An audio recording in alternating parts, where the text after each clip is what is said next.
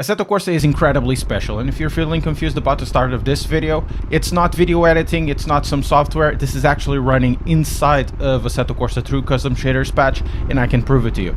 Are direct drives worth it?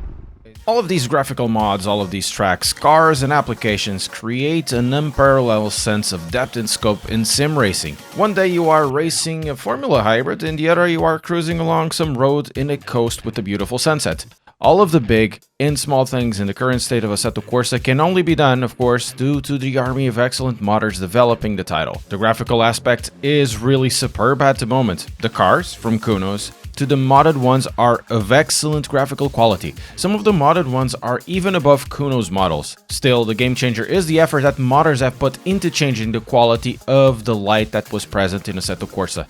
Peter Bose, with the development of Pure, has brought everything closer to photorealism, which, added to the many post-processing filters out there, where you will need to look twice to see if it's really a computer game. Because of these efforts, the cars are becoming increasingly more complex in terms of physics, to the point some of the mods that are created right now are more precise than the cars created by Kunos. Physics-wise, the development of custom shaders patch has also came with a new physics set, more evolved than what Kunos has created for Assetto Corsa.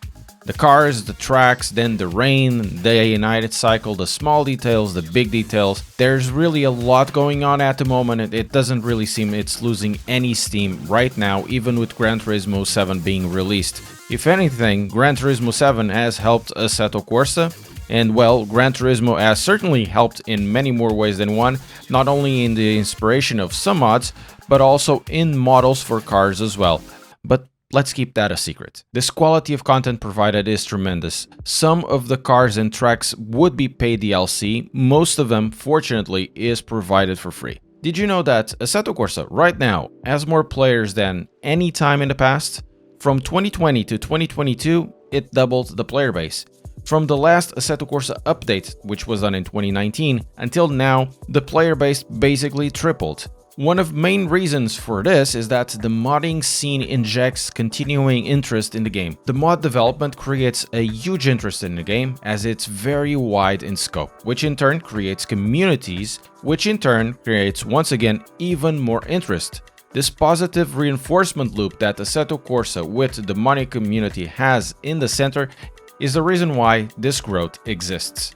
The modding community basically gave Assetto Corsa a new lease in life. It basically gave it a purpose, a life of its own, and then allowed it to flourish in a way that nobody expected, in such a way that it was possible to add the necessary complexity and features to the game that were needed from the start. These features that were added through mods weren't considered possible or even thought of by Kunos themselves. And speaking of Kunos, with Assetto Corsa 2 informally announced, one can wonder if it can fill the boots of Assetto Corsa 10 years after its launch. Here's the thing, Assetto Corsa 2 can't just be the next title down the line for Kunos. It really needs to be the next Assetto Corsa that we all associate with. It needs the variety of content, the excellent physics, it needs to have the features that basically were inserted by the mods, and some of them are on Competizione, but most of all, it really needs that modding support. Let's say that Assetto Corsa 2 comes out and ends up being a really good game, in the levels that Competizione is, and we are talking about car models, the excellent physics, and so on. But like Competizione, it won't have any mods. Everything would be closed off to DLCs or free content down the line. Surely it would have buyers and players, but would it have the same success, or even the same long-term success? Replicating the successes is hard enough, then even if the formula is exactly the same, doesn't really mean that success is guaranteed. So ask yourself this. When Assetto Corsa 2 comes along and it does have modding support, let's assume it, would you gravitate towards it? And how long or what would it take to become your main sim? I have seen many saying that they wouldn't, some say because of PC specifications, they have a hard time running Assetto Corsa as it is, let alone with a new graphics engine. Others are saying because of the current communities and mods, they wouldn't move to Assetto Corsa 2. So, a new Assetto Corsa wouldn't guarantee a full transition from the community, even in the event that Assetto Corsa would be a true successor. Assetto Corsa is truly a special sim racing title. Basically, it's something for everyone.